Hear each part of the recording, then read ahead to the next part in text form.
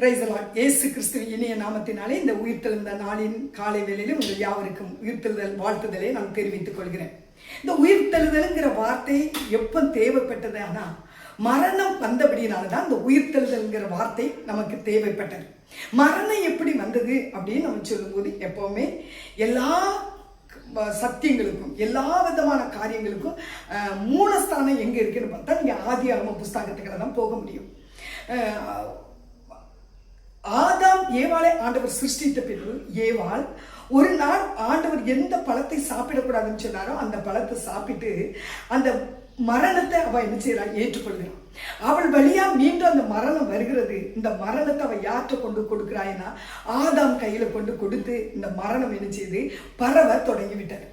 4000 வருடங்கள் இந்த மரணம் வேலை செய்கிறது. இந்த மரணத்திற்காக தான் தேவன் சோதரம் பல திட்டங்களை வைக்கிறார். ஒரு ஜனத்தை தனக்காக தெரிந்தெடுத்தார். இந்த மரணத்திலிருந்து அவர்களை விடுவிப்பதற்காக தான் கர்த்தருடைய ஒவ்வொரு திட்டங்களும் செயல்பட்டு கொண்டே இருந்தது. அதனால அவர் சொன்னார் ஆரம்பத்திலேயே, உன் வித்துக்கும் உன் ஸ்திரீயின் வித்துக்கும் நான் பகை உண்டாக்குவேன்னு ஆண்டவர் அன்னைக்கே சொன்னாருங்க. ஏன் என்றால் ஸ்திரீயின் வித்துங்க வைத்து நான் பகை உண்டாக்குவேன்னு சொல்ல காரணம், ஒரு ஸ்திரீயின் வழியாகத்தான் மரணம் என்ன செய்து வந்தது. அந்த ஸ்திரீ தான் மரணத்தை சுமந்து கொண்டு அதை ஆதாமுக்குள்ள கொடுத்து அந்த மரணமானது வேலை செய்ய தொடங்கினது. தேவனும் தம்முடைய திட்டத்துக்கு ஸ்திரீயையே கரத்துல எடுத்தாங்க. ஆண்டவருடைய சில திட்டங்கள், ஆண்டவருடைய சில பிளான்களை நம்ம பார்த்தாலே எந்த திட்டத்தை வச்சு சத்ரு அடிக்கானோ அதே திட்டத்தை அவர் தன் கையில எடுத்து அவனை அந்த காரியத்துல நமக்கு விடுதலை வாங்கி தருகிறார், ஆசீர்வாதத்தை அவர் வாங்கி தருகிறார். எனவே அவருக்கு எந்த திட்டத்துக்குள்ள போயும் நம்மை மீட்டெடுப்பது லேசான காரியம். இப்போ எந்த ஒரு பெண்ணை பிசாசு பயன்படுத்தி மரணம்ங்கிற வார்த்தையை உள்ள கொண்டு வந்தாங்க. இயேசுவும் ஸ்திரீகளை தான் அநேக இடங்கள்ல உயிர்த்தெழுதலுக்கு அவர் பயன்படுத்தினார். மரணத்திலிருந்து விடுவிப்பதற்கு தேவன் நினைச்சுதான் பயன்படுத்தினார். பழைய ஏற்பாடானாலும் சரி புதிய ஏற்பாடானாலும் சரி அநேக இடங்கள்ல உயிர்த்தெழுதல் நடந்த இடத்துல, மரணம் ஜெயமாய் விழுங்கப்பட்ட இடத்துல யார் பேர் பெருமைப்படுத்தப்பட்டதுன்னா பெண்களுடைய பேர் பெருமைப்படுத்தப்பட்டது. இதனுடைய நோக்கம் என்னன்னா, பெண்களை வச்சு பிசாசு பாவத்தை கொண்டு வந்தான், பெண்களை வச்சு ரட்சிப்பையும் உயிர்த்தெழுதலையும் கர்த்தர் கொண்டு வர அவர் திட்டமாக இருக்கிறார். நீங்க பல ஏற்பாட்டில் நாகமானுடைய குஷ்டரோகம் நீங்க ஒரு சிறு பெண்ணு தான் ஆலோசனை கொடுக்கிறான். அந்த பெண்ணின் வழியா தான் நாகமானுடைய குஷ்டம் நீங்கி அவன் என்ன செய்யறான்? சொஸ்தமாகிறான். இன்னும் நம்ம சோதரம் நம்ம பார்க்கும்போது சுனேமியா சகோதரி, அவள் தன்னுடைய மகனை இழந்து நின்ன நேரத்துல, அந்த மரண நேரத்துல அவள் போய் தீர்க்கதரிசியை அழைச்சிட்டு வந்து தன் பையனை ஜீவனோட அவள் பெறுகிறான். இன்றைக்கும் அந்த சம்பவத்துல சுனேமியாளின் மகன் என்று சொல்லப்பட்டிருக்க ஒழிய உயிரோடு எழும்பின அவனுடைய பெயர் என்ன செய்யல சொல்லப்படல. அடுத்து நீங்க மார்த்தாள் மரியாதை எடுத்துக்கிட்டா லாசருடைய உயிர்த்தெழுதல்ல அவங்க வந்து என்ன செய்யறாங்க? அந்த இடத்துல நின்று என்ன செய்றாங்க? சகோதரனுடைய உயிர்த்தெழுதல் அவங்க பேர் அந்த இடத்துல என்ன செய்து பெருமைப்படுகிறது. ஒரு அருமையான சிறுபெண் தலித்தாகுமே எழும்புகிறார், ரோதை எழும்புகிறார். நாயினூர் விதவை தன்னுடைய மகனை உயிரோடு எழுப்புற இடத்துல நாயினூர் மகன் விதவையின் மகன் என்று தான் அந்த இடத்துல சொல்லப்பட்டிருக்க ஒழிய அவங்க பையனுடைய பெயர் சொல்லப்படல. இது எதை காட்டுகிறது என்றால், மரணம்ங்கிற வார்த்தையை அழிக்கும்படியாக தான் ஒரு உயிர்த்தெழுதல்ங்க வார்த்தை தேவைப்பட்டது. அந்த உயிர்த்தெழுதல்ங்க வார்த்தையை பயன்படுத்துவதற்கு மரணத்துக்கு எப்படி ஒரு பெண் வந்து நின்னாலோ உயிர்த்தெழுதலுக்கும் அநேக பெண்களை கர்த்தர் பயன்படுத்தினார். அதற்கு காரணமாக இருக்கிற இயேசு இந்த உலகத்துக்கு வருவதற்கும் ஸ்திரீ ஆகிய மரியாதை என்னச்சுதான் ஆண்டவர் முன் வச்சுதான் இந்த உயிர்த்தெழுதலுடைய காரியத்தையே கர்த்தர் நடப்பித்தார். அப்படிப்பட்டதான இந்த நற்செய்தியை வாங்கியிருக்கிறார். தேவ திட்டத்துல இருக்கிற இந்த பெண்களை கர்த்தர் சோதரம் அவருடைய விலையேற பெற்ற திட்டங்கள்ல அவர் பயன்படுத்த சித்தமாய் இருக்கிறார். அப்ப பாருங்க, ஆண்டவர் சொன்னார், ஏற்கனவே தான் மரிக்க போறதை சொன்னார், உயிர் தெள போறதை சொன்னார், கலிலேயக்க போறதை சொன்னார். ஆனா பேதுரு நீங்க எடுத்துக்காங்க, பேதுரு இயேசு விசாரிக்கிற நேரத்துல அவன் என்ன செய்தானா? அரண்மனைக்குள்ள போனானா? எதுக்காக போனானா? இங்க என்ன நடக்குதுன்னு பார்க்க போனான். ஆனா அவனுக்கிட்ட ஆண்டவர் சொன்னாரு, நான் 3 நாளைக்குள்ள எழும்புவேன் அப்படின்னு சொன்னாரு. ஆனா அவன் அப்ப எங்க போயிருக்கணும்? இந்த பேதுருன்னா கல்லறையில போய் காத்து கிடக்கணும், அடக்கம் பண்ண இடத்துல போய் ஒளிஞ்சிருந்து பார்க்கணும். உயிர்த்தெழுவேன்னு சொன்னாரே, அந்த உயிர்த்தெழுதல் எப்படி நடக்க போகுது, அந்த உயிர்த்தெழுதல் எப்படி நிறைவேற போகுதுன்னு அங்க போய் காத்து கிடக்கணும். ஆனா பேதுரு கல்லறையில போய் காத்து கிடக்கல, விசாரணை நடக்கிற இடத்துல போய் என்னச்சுதான் காத்திருந்தான். இப்ப இந்த பெண்களும் அவருடைய உயிர்த்தெழுதலை பார்க்கிறதற்காக போகல. அங்க அவங்க எதற்காக போனாங்கன்னா தைலம் பூசுவதற்காக தான் போனாங்க. அவங்க பாரம்பரியம் 3வது நாள் அந்த சரீரத்துக்கு மேல தைலம் பூசுவார்கள். இதற்காக தான் அவர்கள் கடந்து போனார்களே ஒழிய அவர்களும் உயிர்த்தெழுதலை பார்க்க போகவில்லை. ஆனா தேவனுடைய திட்டம், அவ மரண செய்தியை ஏவாள் கொண்டு போய் ஆதாம்கிட்ட கொடுத்தார். ஆனா இங்க ஆண்டவர் தன்னுடைய உயிர்த்தெழுதலின் செய்தியையும் பெண்கள் கொண்டு போய் சீசர்கள்ட்ட கொடுக்கணும், தேசத்துக்குள்ள கொடுக்கணும், இந்த பூமிக்கு கொண்டு போகணும் என்பது தேவனுடைய அனாதி திட்டமாய் காணப்பட்டது.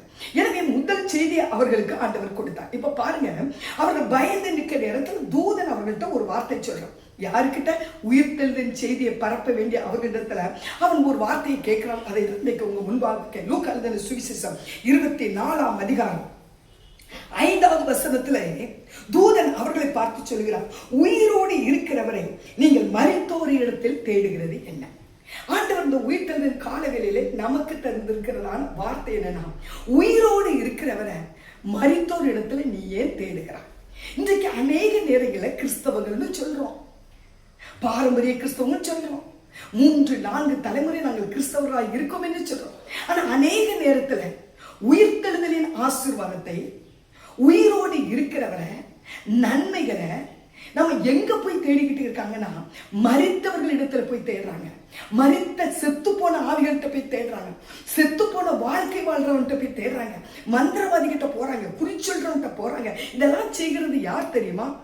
புறஜாதியான் அல்ல, கிறிஸ்துவை அறிந்தவர்கள், கிறிஸ்தவ பேரை வைத்தவர்கள், கிறிஸ்துவை ஏன் நாங்கள் ஆராதிக்கிறோம் என்று சொல்லுகிறவர்கள் உயிர்த்தெழுந்த தேவனை, உயிர்ப்பிக்க வேண்டியதான ஆசீர்வாதங்களை யார்கிட்ட போய் தேடுறாங்களா? மரித்தவர்களிடத்துல போய் தேடுறாங்க. அதைதான் ஆண்டவர் இங்க கேட்கிறாரு, உயிரோடு இருக்கிறவரை, உயிரோடு இருக்க வேண்டிய ஆசீர்வாதத்தை, உயிரோடு இருக்கிற அந்த இயேசுவை நீ எங்க போய் தேடிக்கிட்டு இருக்கிற? மரித்தோர் இடத்துல தேடுற.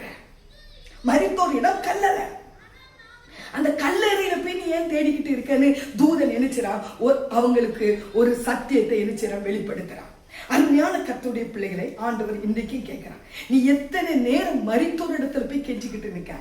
மரித்தவன்கிட்ட போய் கெஞ்சிக்கிட்டு இருக்க, ரட்சிக்கப்படாதவன்கிட்ட போய் கெஞ்சிக்கிட்டு இருக்க, ரட்சிக்கப்படாதவன்கிட்ட போய் உன் பிரச்சனையை சொல்லிக்கிட்டு இருக்க, இயேசுவை தெரியாதவன்கிட்ட போய் நீ அழுதுகிட்டு இருக்க.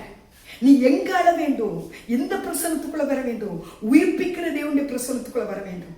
உயிர் தந்த தேவன்கிட்ட நீ வராம நீ கல்லறைக்குள்ள போய் என்ன செய்ய நிக்கிற? அப்படியானா இன்றைக்கும் நம்முடைய வாழ்க்கையில வருஷந்தோறும் கல்லையில போய் மாலை போடுறது, வருஷந்தோறும் கல்லையில போய் நின்று அங்க போய் நின்று ஜெபம் பண்றோம். அந்த ஜெபம் யாருக்கு? அததான் ஆண்டவர் கேட்கிறாரு. நீ உயிர் தெளிந்த தேவனை நீ மரிச்சவர்கிட்ட தேடுவாயா? கல்லறையில போய் தேடுற? நம்முடைய வாழ்க்கையை உயிர் தெளிந்த தேவனை ஆராதிக்கிற நம்மை பார்த்து சொல்கிறான், நீ தேவ பிரசன்னத்துக்குள்ள வா, தேவ சமூகத்துக்குள்ள நீ வருவாயானால் உன் மரித்து போனவைகள் எல்லாம் உயிர்ப்பிக்கப்படும். நமக்கு நன்றாக தெரியும், ஆரோன் ஊழியம் செய்கிற காரியத்தில் அங்க பிரச்சனை வருகிறது. ஆண்டவர் என்ன செய்தார் தெரியுமா? அன்றைக்கு 12 கோத்திரத்துக்கும் 12 கோல் உண்டு, ஒவ்வொரு கோத்திரத்துக்கும் அது ஒவ்வொரு கோல்.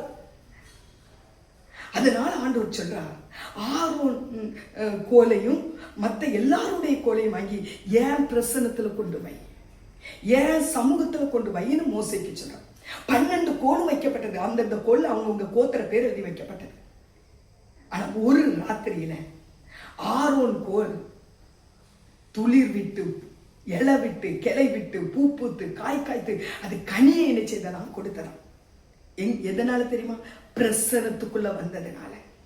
பிரசனத்துக்குள்ள வந்ததுனால உங்க வாழ்க்கையிலும் நீங்க அந்த பிரசனத்துக்குள்ள வருவீங்கன்னா ஒரு ராக்காலம், ஒரு இரவு உங்க சூழ்நிலையை மாற்றி போடும்.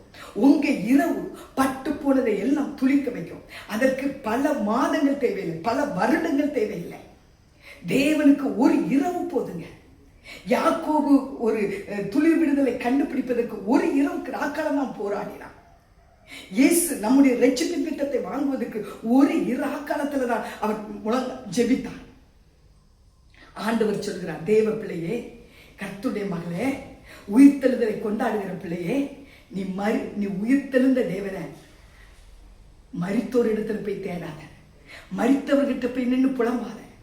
என் சமூகத்துல நீ வருவாயானா ஆரோனின் கோல் ஒரு ராக்காலத்துல துளித்தது போல உன் வாழ்க்கையிலும் எதெல்லாம் பட்டு போய் இருக்கிறதோ, எதெல்லாம் தாமதத்துல கிடக்கிறதோ, எதெல்லாம் முடியாது என்று எழுதப்பட்ட மனிதர்களால் எழுதப்பட்ட எழுத்துக்குள்ள கிடக்கிறதோ, அதை எல்லாவற்றையும் துளிக்க வைக்க நம்முடைய தேவனால் கூடும். அதற்கு ஒன்னே ஒண்ணுதான் எதிர்பார்க்கிறார். நீ எங்க போய் தேடிக்கிட்டு இருக்க? மரித்தவன்கிட்ட போய் தேடுறியா?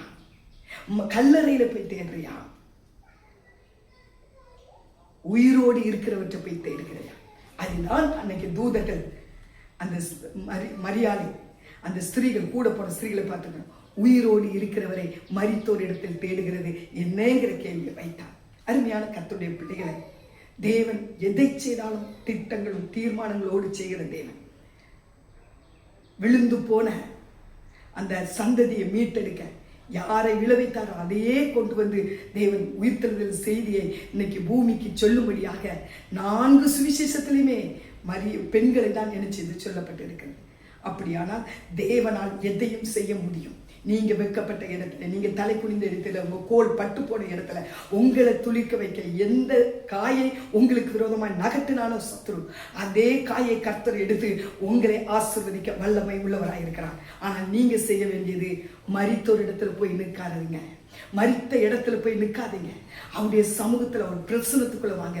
உங்க வாழ்க்கையும் துளிர்க்கும், உங்கள் விண்ணப்பங்கள் துளிர்க்கும், உங்களுடைய பாடுகள் துளிர்க்கும், உங்களுடைய கண்ணீரின் நாட்கள் முடிந்து உங்கள் ஆசீர்வாதத்தின் நாட்கள் துளிக்கும். கர்த்தர் அப்படியே உங்களை துளிர்க்கப்படி இந்த வருஷத்துல உயிர்த்தெழுந்தார் வல்லமையினால் உங்களை நிரப்புவாராக. அவருடைய பரிசுத்த நாமத்துக்கு மகிமை உண்டாவதாக. ஆமென்.